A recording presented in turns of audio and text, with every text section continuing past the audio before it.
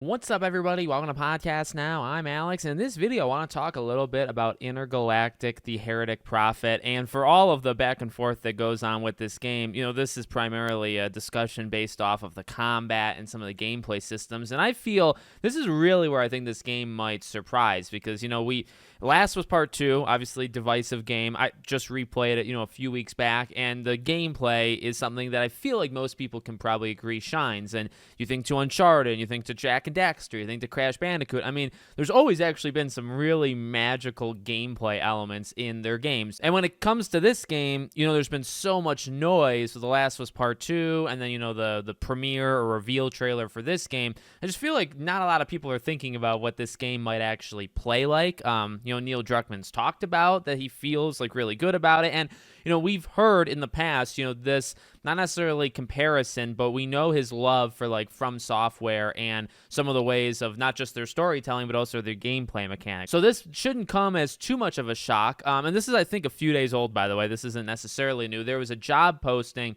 for Naughty Dog that talked about working on RPG progression systems. And that's pretty much all we got. And I mean, like, you could argue Last of Us Part 2, when you have skill trees and abilities and crafting and stuff like that, I mean, that can go into the RPG territory, right? But I think combining, hiring somebody that knows how to do RPG systems, along with, I would say mainly more like Neil Druckmann talking about From Software, like this game might be deep in that aspect. It's something that, with the reveal trailer, it's one of the, I wasn't even a big fan of the reveal trailer, and I think it honestly should only get better from here next time we see it, because it's like, they're trying to set a tone and set up characters and all that kind of stuff, where, again, I think, he's talked about the story and that he thinks it's also going to be maybe some of their better stuff ever. We'll see. But, I mean, the gameplay, you get right at the very end, right, as the main character does that, like, double jumps on a rock, and then actually the picture behind me here, and then slices, and it's like, the gameplay system and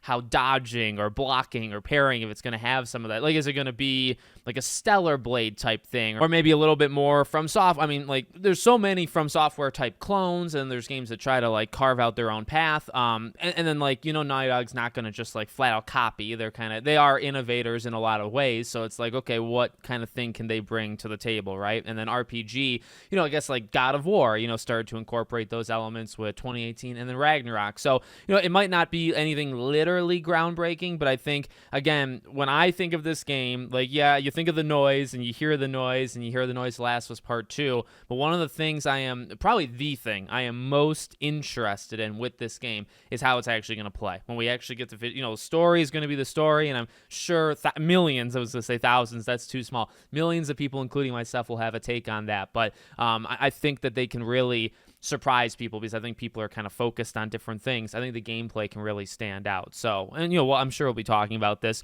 for another like 2+ years until the game comes out. So let me know what you guys think in the comments. Make sure, as always, you're subscribed to the channel, bell icon turned on, and I hope to see you all on the next one.